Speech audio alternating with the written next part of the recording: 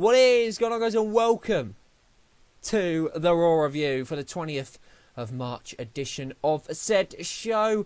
We are edging ever closer to WrestleMania, and with this Raw in the books, we're now just one Raw show away from the Showcase of Immortals, the show of shows, the ultimate thrill ride that is WrestleMania. I am back, ladies and gentlemen, and I'm not going anywhere. Apologies about my absence. I've spoke about it before, and yeah, I'm sure you guys have been very understanding about my absence from YouTube, obviously with the death of my gran and the funeral, which was 4 weeks after the death, so it was a real long time.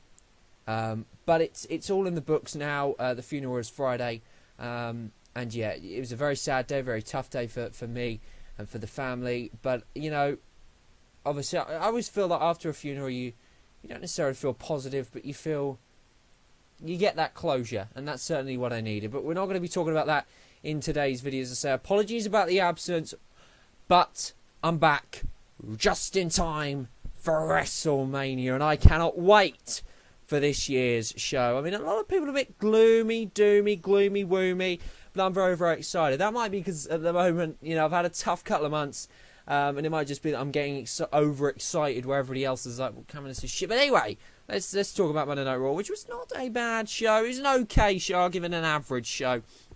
We'll give it a rating in the end, but some stuff really, really worked. Other stuff, as usual on Raw, didn't, but we're going to be going through it all in chronological order.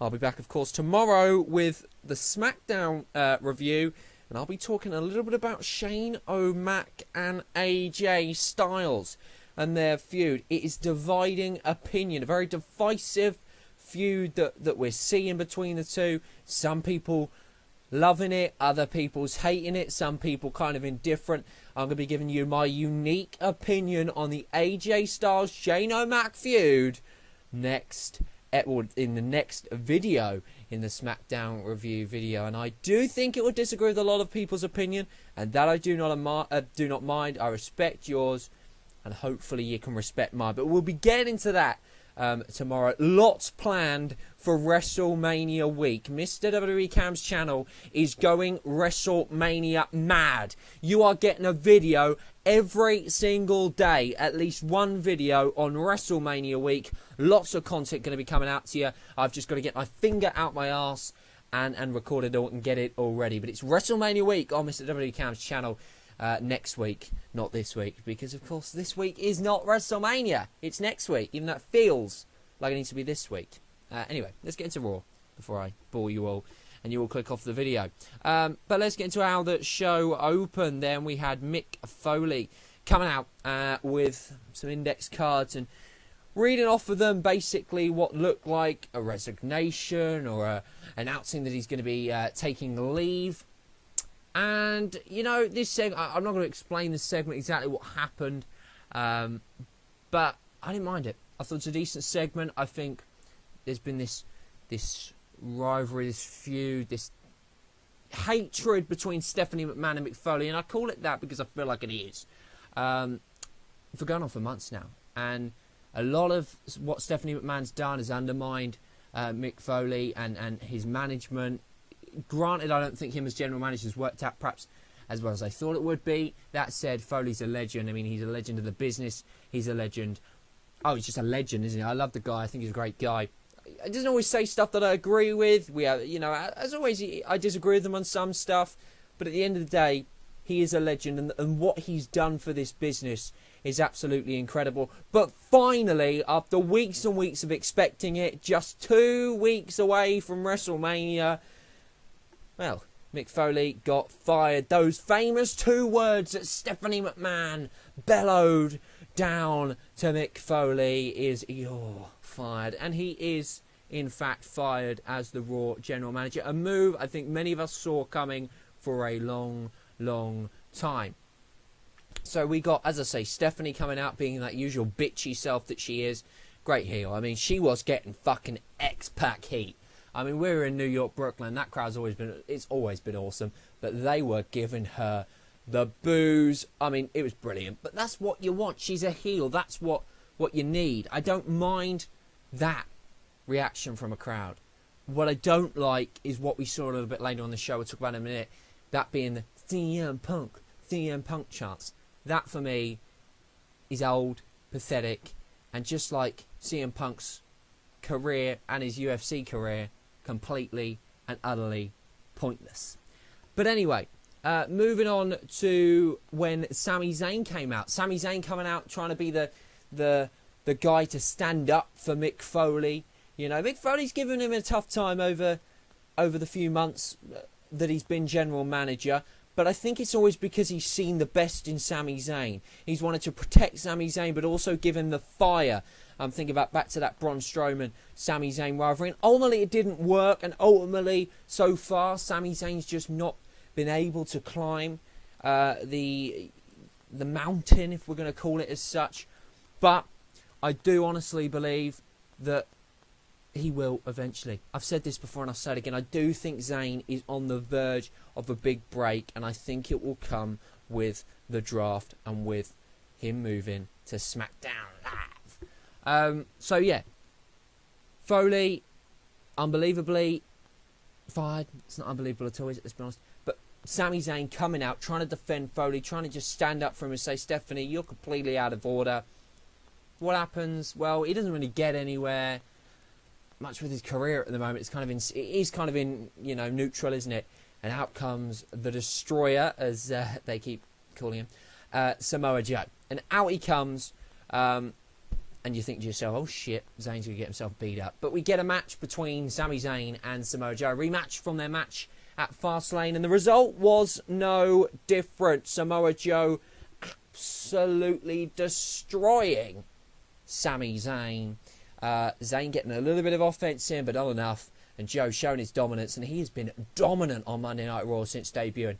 An absolute freak of nature this man is, and at the moment looking completely and utterly unstoppable. No spot on the WrestleMania card for either of these two yet. Joe's career going up, Zayn's career in neutral. A lot of people will say Zayn squashed again, but I do just think all what we see with Zayn, what we see happening now, it means his inevitable rise, and I say inevitable because I'm 100% sure, and trust me, I said Corbin would be great. I've said a lot of things that have come true recently, and a lot of people always said, no, you're wrong, Cesaro and Sheamus. I said they'd be a great tag team. I mean, I am being proven right on so many occasions, and I hate to always be right. It makes me, I'm sounding arrogant at this point.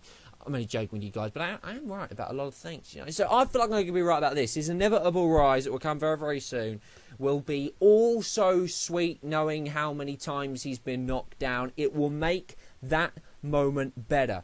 Daniel Bryan's moment at WrestleMania 30 would not have been as special if what transpired before didn't all happen.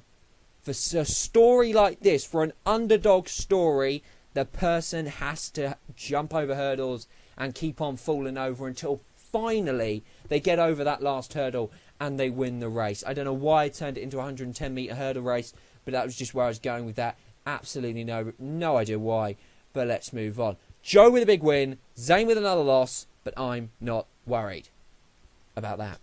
About Zayn, not about that. That didn't make any sense. But it's a good way to start the show. I enjoyed the opening segment. I enjoyed the Zayn segment at the Zayn-Joe match. And yeah, no, I didn't mind it at all. I thought Raw was decent start to Raw. We then got Dana Brooke, new face, versus Charlotte. She turned on a creator. I'm turning it Triple H. She turned on Charlotte last week. Well, basically, Charlotte was about to ditch Dana, and Dana just kind of said, well, if you're going to ditch me, I might as well punch you in the face. That's what she did. I'm not really into this whole Dana Brooke face thing. I think she'll be a terrible face, but there you go. But she got squashed pretty quickly by Charlotte. I mean, I suppose it wasn't really a squash. It was more of a glorified squash. But Charlotte is going to WrestleMania. She needed this win. There's no way Dana could have won this match.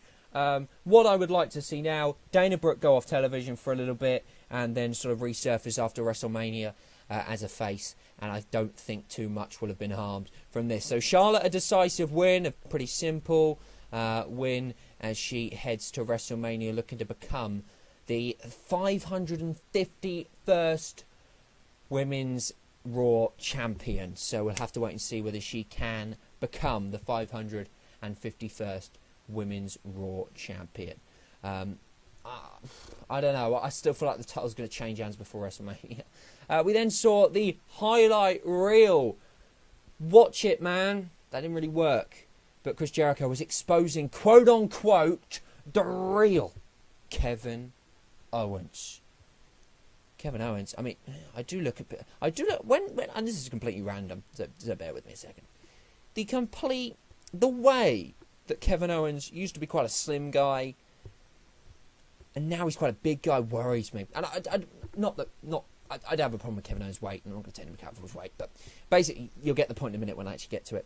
But there's a lot of people that I'm seeing, when they're about my age, they're really slim, they're really fit, and fast forward about 10 years, 15 years, and they're overweight. And I just feel like that's going to happen to me because I can't stop eating. So I am concerned, completely irrelevant point, but I thought I'd bring it in anyway. But anyway, Kevin Owens wearing the Y2J shirt with the Kevin Owens... was it Kevin Owens figure in the background? I don't know if there's a figure of Kevin. I know there's a figure of RVD.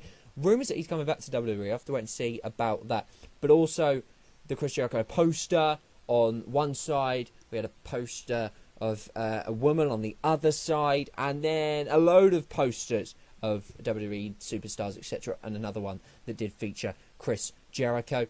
Jericho, after he shooed the picture of Kevin Owens, shoo a conversation from Twitter in PMs of when Kevin Owens debuted in WWE, or when he came and was signed to WWE. Kevin Owens reached out to Chris Jericho, the veteran, the legend, Y2J, and said, have you got any advice for me?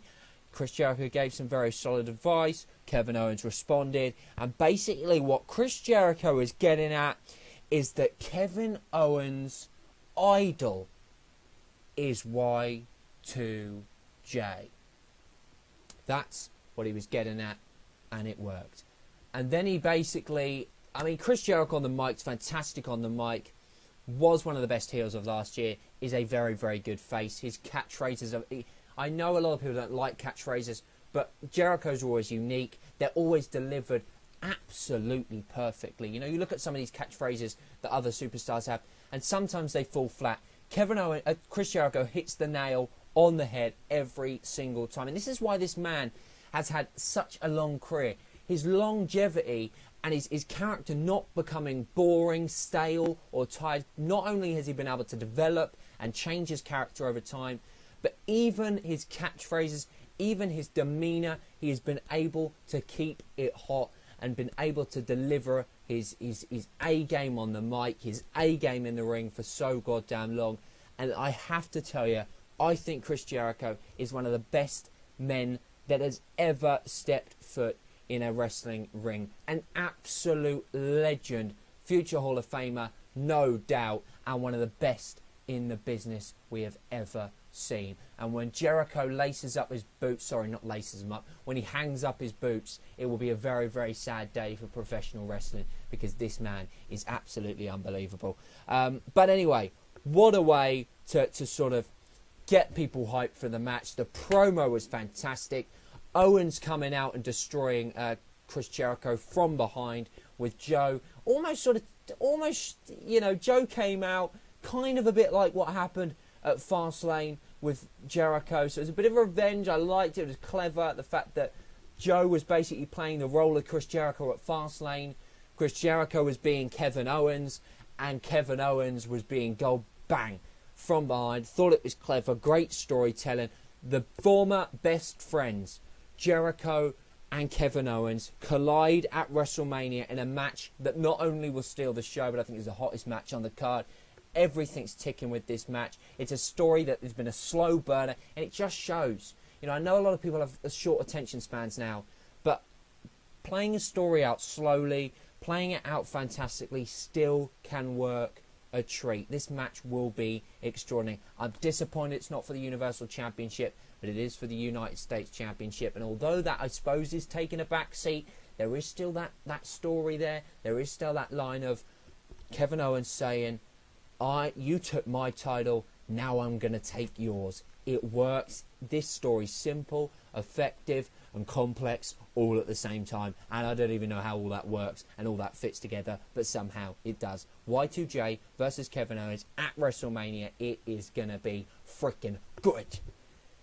Moving on. So yeah, great segment. Joe and Owens together. I love that. And if they really want to build up the tag team division in future, those two as a bloody tag team would be unstoppable. Next up on the show, we saw TJ Perkins versus Brian Kendrick in about a 30-second match. And all I'm going to say about this is I'm not wasting my breath on it. Moving on. We then got a no DQ match between Nia Jax and Bayley. Jax wins. She gets herself in to the WrestleMania match. Not a bad match. Not a great match. An average match. A typical kind of Raw bout. Nothing to shout home about. Nia Jax getting the victory. She's going to WrestleMania, making a fatal 4-way. Don't mind that at all. Like the fact she had to earn the shot. I always think that that's good to put stakes into matches rather than just have Nia Jax versus Bayley tonight. But actually add the stakes of if Nia Jax, you win, you're in the title match. If you lose, you're not. I like that. Added stakes always makes a match more sort of watchable. You want to see what happens. You're trying to work out what's going to happen. Nia Jax getting the victory. Bayley losing without Sasha Banks to help her ringside. Maybe show him that Bayley can't do it on her own. We'll have to wait and see whether she can defend and retain that title at WrestleMania against 3 other men. Sasha Banks the boss, Charlotte the Queen, and Nia Jax the monster. Gonna be a good match. And we'll have to wait and see what they do next week to really get us hyped for this match. I'd like to see a 4-way brawl. I think that would be something very, very good. Maybe a Sasha Banks turning on Bayley. That would be good. There's lots of options that they can do. And I'm sure they'll come up with something that just doesn't work because it's WWE. We then saw Triple H coming out. Michael Cole basically interviewing Triple H on Seth Rollins. We heard from whoever the fuck, I can't remember what the fucking stupid guy's name was, about the rehabilitation of Seth Rollins and how it's getting on and how he doesn't think any doctor would be mad enough to clear Seth Rollins for WrestleMania. Triple H came out and cut a fantastic promo. And sometimes Triple H's promos, they kind of lack that I don't know, raw emotion, I think it is. But when he adds emotion to his promos, they are gold. And he is one of the best in the business at cutting a promo when he wants to be. And this was fantastic. It really sold the match. It got me pumped. It set up the contract signing for next week. The special contract basically saying, at the end of the day, I cannot be held responsible. The WWE cannot be held responsible for what I do to you at WrestleMania. This contract signing next week could be absolutely great. Seeing them face to face, seeing them throwing truth bombs. I want to see it like the AJ Styles, John Cena contract signings that we've seen in the past. I want to see them basically going back and forth, dropping lines, dropping truth bombs, making it feel real, making it feel. I think it'd be a really, really good show. Do we get a physical altercation?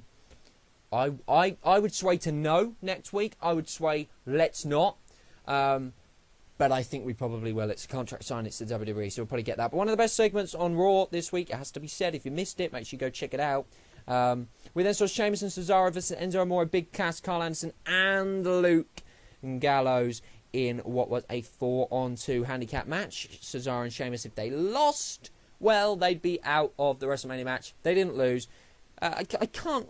It did confuse me. I know the ending was not confusing, but because I wasn't really paying much attention, I kind of did get a little bit confused. What I do know is Sheamus and Cesaro won, and the club, if they're still called that, which I don't think they are, kind of beat up their own teammates before the match.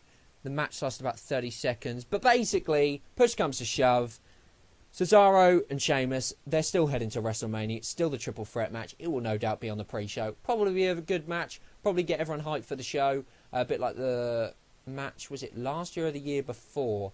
I think it might have been the year before, where we had like a fatal 4-way tag match with the Usos, New Day, when they weren't particularly over.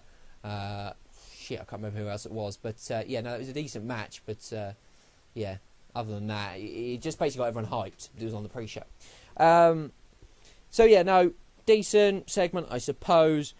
We need something more next week to just sort of build that anticipation for this match and get us to want to see it. So we'll just wait and see whether we get that. Austin Aries versus Tony Nese. Aries beating Tony Nese. I like Tony Nese. I think he's a great guy. I think he's a really good in-ring competitor. I'd like to see him go to NXT. Austin Aries and Neville cut a little promo on each other after the match. There's two. That didn't really make a lot of sense. Apologies about this commentary. I feel like it's really bad, but I haven't been doing commentaries recently, so it's going to take me a few days to get back in the swing of things. But yeah, Aries obviously won. Obviously beating Tony Nese, and yeah, he will face Neville at WrestleMania in what could be a very, very good match, which I'm hoping isn't on the pre-show. But at the end of the day, doesn't really matter so long as they're given time. I don't really think it matters if it's on the pre-show or not. It's WrestleMania, you know. When the first match starts, it's like WrestleMania starts, so I'm not really fussed about that. Although I would be fussed if it's not like Goldberg and Kevin Owens. Goldberg and Lesnar was on the pre-show, because that would just be outright bizarre. Now moving on to what actually was the last segment of Raw. Not a lot actually happened on Raw. It just was an average show. Nothing massive happened, and I'll talk about why I think that happened in a minute. But we got Strowman versus Reigns. Match was okay, nothing massively spectacular. Reigns looked like he was about to beat Braun Strowman, and then dong, the Undertaker's music hits. Out he comes. He's in the ring. He's staring at him. Bang, chokeslam to Braun Strowman. And just as Undertaker's turning around, it's a spear from Roman Reigns. And yeah, down for the 1-2. No, I'm joking. That was just me sort of thinking of WrestleMania, seeing what's going to happen in a week and a half's time with Roman Reigns retiring the Undertaker. Oh God, is the crowd going to really shit on that prospect? At the same time, though, I mean, it would be funny to see how much the crowd boo.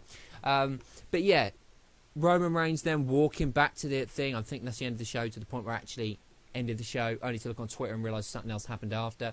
Undertaker does his traditional sit-up, and then the I'm going to kill you.com across the throat, the throat cutting.